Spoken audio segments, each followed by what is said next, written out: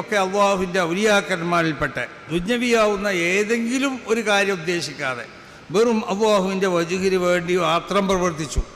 അവരുടെ ആ പ്രവർത്തനത്തിൻ്റെ ഗുണമാണ് ഇന്ന് ഈ പ്രസ്ഥാനം. ഞാൻ പറഞ്ഞല്ലോ, ഈ പ്രസ്ഥാനം ഇന്ന് വളർന്ന് വളർന്ന് വളർന്ന് അത് വലിയ ഒരു ഉയർച്ചയിലെത്തിയിരിക്കുകയാണ്, വലിയ ഉയർച്ചയിലെത്തിയിരിക്കുകയാണ്.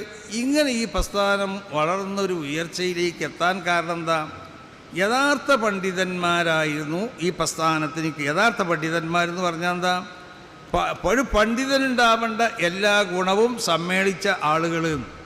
എന്താ പണ്ഡിതനുണ്ടാവേണ്ട ഗുണം? മഹാനാവുന്ന ഇമാം ഷാഫി രേഖപ്പെടുത്തിയതുപോലെ വിലായത്തിൻ്റെ സ്വഭാവം പണ്ഡിതന്മാരിലുണ്ടാവണം. കാരണം നുബുവത്തിൻ്റെ ഇർസാണ് ഏത് വിലായത്ത്. നുബുവത്തിൻ്റെ ഇർസാവുമ്പോൾ നുബുവത്തിൻ്റെ ബാത്തിൻ നമ്മൾ പരിശോധിച്ച് നോക്കിയാൽ ആ നുബുവത്തിൻ്റെ ബാത്തിൻ അത് വിലായത്താണ്. അപ്പോൾ ആ വിലായത്ത് ഈ പണ്ഡിതൻ